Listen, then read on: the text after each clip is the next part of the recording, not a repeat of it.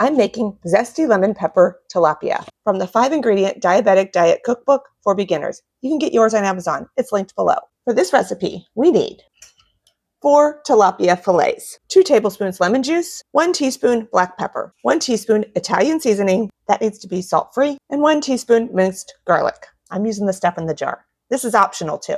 When in doubt, always use the garlic. This recipe looks really easy. Let's get started. I'm going to place my tilapia onto a parchment-lined baking sheet and drizzle with the lemon juice. I'm going to put about half a tablespoon of lemon juice on each fillet. Lemon juice on these 2. If you're using minced garlic, now you're going to rub the fillets with the minced garlic. Sprinkle with black pepper and Italian seasoning. Now you're going to bake in a 400-degree oven for 12 to 14 minutes until the fish flakes easily with a fork. There's my Zesty Lemon Pepper Tilapia.